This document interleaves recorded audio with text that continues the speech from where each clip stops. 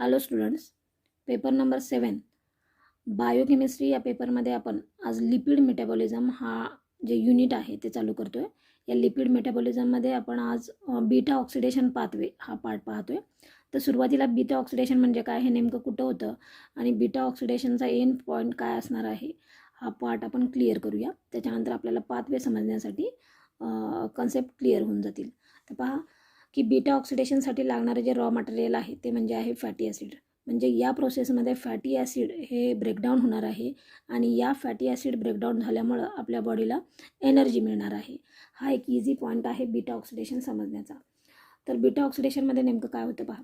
Oxidation of fatty acid at beta carbon producing acetyl coenzyme A is called as a beta oxidation. याचा अर्थ होतो ही एक ऑक्सिडेशनची process आहे की ज्याच्यामध्ये फॅटी ॲसिडचं ऑक्सिडेशन होतं आणि ज्याच्यामध्ये असाइल कोएन्झाइम ए हे तयार होतं, ज्याला म्हटलं जातं beta oxidation.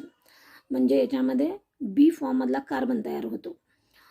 It is the catabolism of fatty acid. ही एक कॅटाबॉलिक प्रोसेस आहे.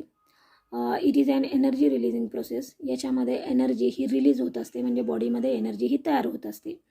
The long chain fatty acid is broken down in to 2 carbon compound.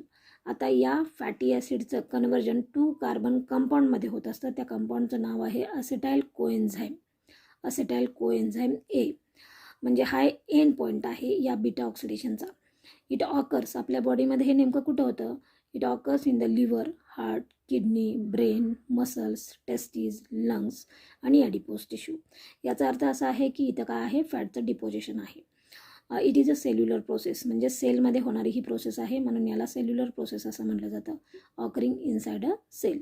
आता ऑक्सिडेशनची प्रोसेस ही नेमकी कुठं होते. Mitochondria is the site of beta oxidation. म्हणजे ही बीटा ऑक्सिडेशनची प्रोसेस ही मायटोकॉन्ड्रियामध्ये होत असते. The beta oxidation reaction occurs inside the matrix of mitochondria. म्हणजे आपल्याला माहिती आहे की मायटोकॉन्ड्रिया ही एक डबल मेम्ब्रेन सायटोप्लाझमिक ऑर्गेनेलिया आहे की ज्याच्यामध्ये 2 मेम्ब्रेन असतात आणि या मेम्ब्रेनच्या आतमध्ये जे काही मायटोकॉन्ड्रियाचं मॅट्रिक्स असतं, या मॅट्रिक्समध्ये बीटा ऑक्सिडेशन रिॲक्शन्स ह्या तयार होत असतात. Beta oxidation is a cyclic reaction. ही एक काय आहे, सायक्लिक रिॲक्शन आहे आणि याच्यामध्ये 5 स्टेप्स असतात.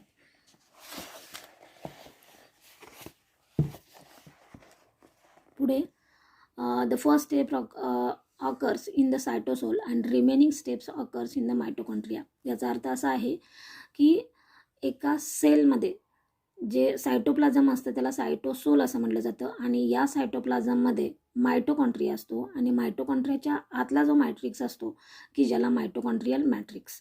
मग याच्यामध्ये पहिली जी स्टेप आहे ही सेलच्या सायटोप्लाझममध्ये होते, म्हणजे सायटोसोलमध्ये होते.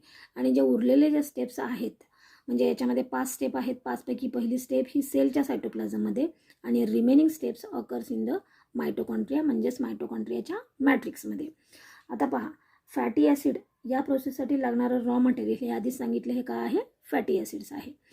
सगळ्यात शेवटी फॅटी ॲसिडपासून 2 मॉलिक्युल्स तयार होत असतात. At the end of each cycle 2 products are formed. हा पॉईंट आपल्यासाठी महत्त्वाचा आहे की याच्यामध्ये 2 प्रोडक्ट तयार होतात. दे आर कोणते, तर ॲसेटाइल कोएन्झाइम ए आणि असाइल कोएन्झाइम ए.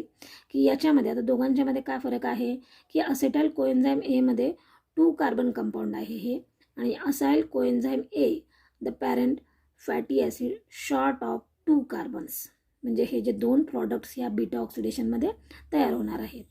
आता या बीटा ऑक्सिडेशनच्या आपण स्टेप्स पाहूया नेमकं काय होतं. तर पहिली जी स्टेप आहे ती सेलच्या सायटोप्लाझममध्ये होते. हा पॉईंट आपण क्लिअर झाला. पहा हे कसं होतं. सुरुवातीला फॅटी ॲसिड हे रॉ मटेरियल आहे. कोणत्याही प्रोसेसमध्ये जे काही रॉ मटेरियल असतं हे जेव्हा पार्टिसिपेट होतं तेव्हा त्याला ॲक्टिवेट केलं जातं. म्हणजे फॅटी ॲसिडला ॲक्टिवेट केलं जातं in the form of ATP. आणि ज्याच्यामध्ये फॅटी ॲसिड फर्स्ट स्टेपमध्ये ॲक्टिवेशन ऑफ फॅटी ॲसिड हे सायटोसोलमध्ये होतं आणि त्याच्यानंतर fatty acid combines with acetyl CoA. Fatty acid हे असेटाइल CoAमध्ये कंबाईन्स होतं आणि ज्याचं जो कंबाईन झाल्यामुळं किंवा कॉम्बिनेशनमुळं तयार काय होतं प्रॉडक्ट, असाइल कोएन्झाइम ए. आता या प्रोसेससाठी एक ATP मॉलिक्युल्स लागत असतो किंवा ही जी प्रोसेस आहे याला एनर्जी कंझ्युमिंग प्रोसेस असं म्हटलं जातं. आणि या प्रोसेससाठी लागणारं जे एन्झाईम आहे त्याचं नाव आहे असाइल कोएन्झाइम सिंथेटेस. पहा पुन्हा एकदा सांगते ही सुरुवातीची जी पहिली सेल आहे ही सेलच्या सायटोसोलमध्ये होते, म्हणजेच सेलच्या सायटोप्लाझममध्ये होते. पहिल्या स्टेपमध्ये काय होतं, फॅटी ॲसिडला ॲक्टिवेट केलं जातं किंवा त्याला एनर्जी दिली जाते. म्हणजेच ATPमधून एक जो काही एनर्जी जी आहे ट्रायफॉस्फेट जो फॉर्म आहे त्याच्यामधला एक फॉस्फेट ग्रुप अटॅच होतो आणि तो ॲक्टिवेट होतो. याच्यामध्ये fatty acid combines with acetyl CoA to form, ज्याच्यामध्ये कन्वर्जन काय होत असतं की acyl CoA to form acyl CoA. याच्यासाठी लागणारं जे एन्झाईम आहे ज्याचं नाव आहे असाईल कोएन्झाईम A सिंथेटेस. ही झाली पहिली स्टेप. या स्टेपला म्हटलं जातं थायोकायनेज असंही म्हटलं जातं. म्हणजे सिंथेटेज एन्झाईम हे इथं वापरलं जातं म्हणून याला थायोकायनेज असंही म्हटलं जातं. याच्यामध्ये एक ATP मॉलिक्युल्स हा वापरला जातो. ही झाली पहिली स्टेप आणि जी सेलच्या सायटोप्लाझममध्ये होते. आता आपण पुढची स्टेप पाहतोय की जी मायटोकॉन्ड्रियाच्या मॅट्रिक्समध्ये होत असते. पहा, ही जी डायग्राम दिलेली आहे पहिल्या स्टेपमध्ये सांगितलेलं आहे की प्रॉडक्ट तयार झाला असाईल CoA. त्याच्यानंतर आता पुढे ही मायटोकॉन्ड्रियाच्या मॅट्रिक्समध्ये तयार झालेला प्रॉडक्ट हा मायटोकॉन्ड्रियाच्या मॅट्रिक्समध्ये जाणार आहे. पण पुढे इथं दोन काय आहेत, टर्म्स आहेत किंवा कंडिशन्स आहेत. तयार झालेला जो काही असाईल CoA आहे हा जर शॉर्ट असेल तर तो काय होतो, diffuses directly into the mitochondrial matrix. म्हणजे तयार झालेला हा जो असाईल CoA आहे हे जर शॉर्ट चेन जर कंपाऊंड असेल तर तो डायरेक्ट मायटोकॉन्ड्रियाच्या, म्हणजे इथं दाखवलेला आहे मायटोकॉन्ड्रियाचा सेंटर, हा मायटोकॉन्ड्रियाच्या मॅट्रिक्समध्ये जातो. पण ही जर लॉंग जर चेन जर असेल तर अशा वेळेला त्यांना कॅरी करणारे नायट्रोजन कंटेनिंग कंपाऊंड असतात किंवा ज्याच्यामध्ये अमोनिया प्रेझेंट असतो असं जे कंपाऊंड असतात याच्याबरोबर याचं काय होतं, मिक्सिंग होतं किंवा ते युनाईट होतात. म्हणजे if the acyl CoA is a long it is transported by the, ज्याला म्हटलं जातं ट्रान्सपोजर मॉलिक्युल्स, ज्याचं नाव आहे कार्मिटाईन.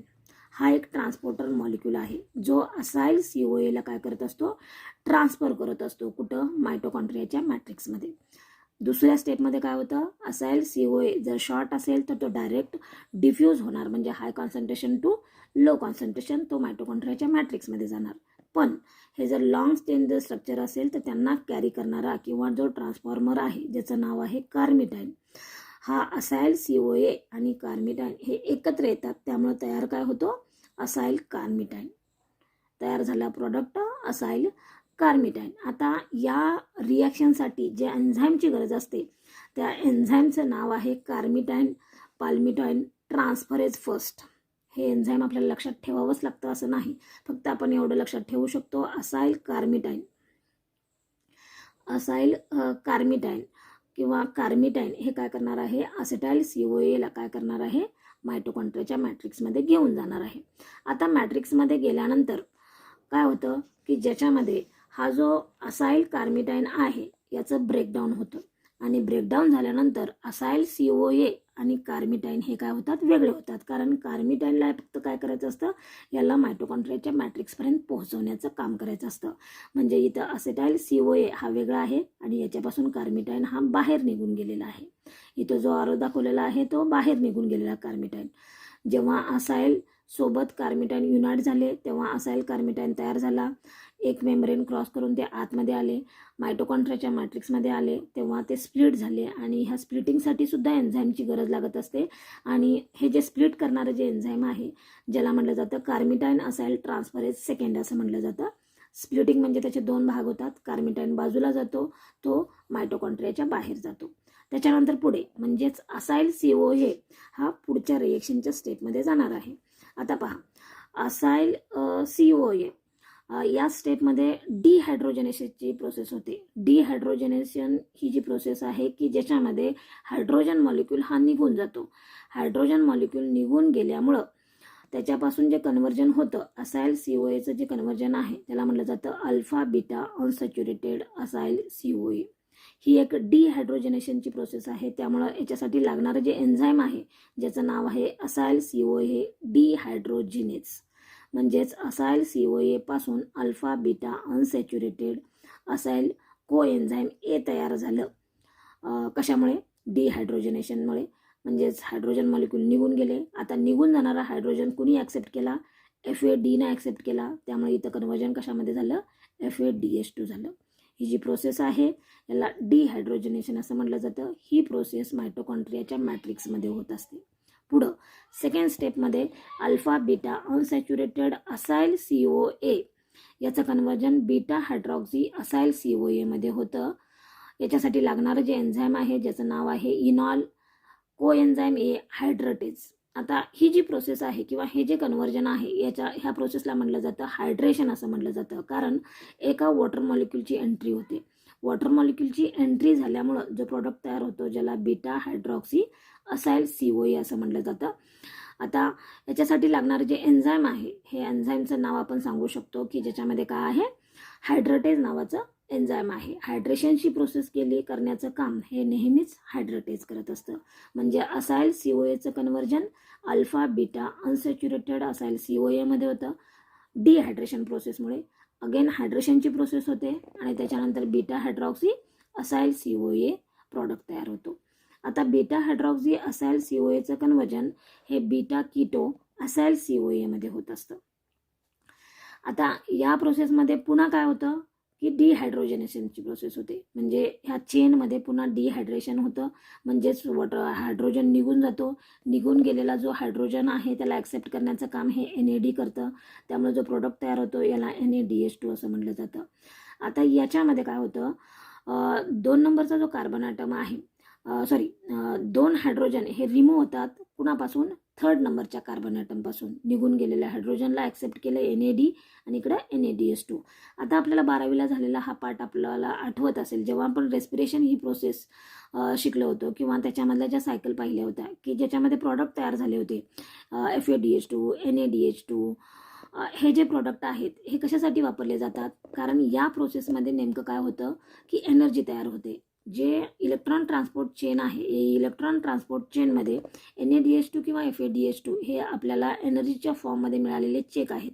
याचं कन्वर्जन कशामध्ये होणार आहे की आपण ह्या चेकचा उपयोग आपल्या बॉडीमध्ये लागणाऱ्या मेटाबॉलिक प्रोसेससाठी एनर्जी घेण्यासाठी याचं काम करत असतो. म्हणजेच इथं बीटा हायड्रॉक्सी असाइल COAचं conversion beta keto acyl COA मध्ये झालं विथ द हेल्प ऑफ हायड्रोजनेशनच्या प्रोसेसमध्ये. त्याच्यानंतर बीटा कीटो असाइल COA याच्यापासून काय तयार होतात, 2 प्रॉडक्ट तयार होतात ज्याचं नाव आहे असाइल COA आणि असेटाइल कोएन्झाईम A. COA याचा अर्थ कोएन्झाईम A. याच्यामध्ये 2 तयार झाले, एक आहे शॉर्ट आणि एक आहे लॉंग. जो शॉर्ट आहे ज्याचं नाव आहे किंवा ज्याला 2 कार्बन ज्याच्यामध्ये 2 कार्बन असतात ज्याला असेटाइल COA म्हटलं जातं, आणि जी लॉंग चेन आहे ज्याला असाइल COA असं म्हटलं जातं. म्हणजेच आपण बीटा ऑक्सिडेशनमध्ये सुरुवातीला सांगितलं होतं की फॅटी ॲसिडचं कन्वर्जन 2 प्रॉडक्टमध्ये झालं. पहिला जो प्रॉडक्ट आहे याला असेटाइल कोएन्झाईम A आणि दुसरा आहे असाइल कोएन्झाईम A. ही जी प्रोसेस आहे याला थायोलायसिस असंही म्हटलं जातं. म्हणून या प्रोसेससाठी लागणारं जे एन्झाईम आहे ज्याचं नाव आहे थायोलेज असंही म्हटलं जातं. याच्यामध्ये 2 प्रॉडक्ट तयार झाले. इथं आपला बीटा ऑक्सिडेशन पाथवे हा पार्ट काय होतो, कंप्लीट होतो. बीटा ऑक्सिडेशन पाथवे याच्यामधल्या 4 स्टेप ह्या मायटोकॉन्ड्रियाच्या मॅट्रिक्समध्ये होतात. पहिली स्टेप ही सेलच्या सायटोप्लाझममध्ये होत असते. फॅटी ॲसिडचं कन्वर्जन असेटाइल कोएन्झाईम A आणि असाइल कोएन्झाईम A मध्ये होत असतं.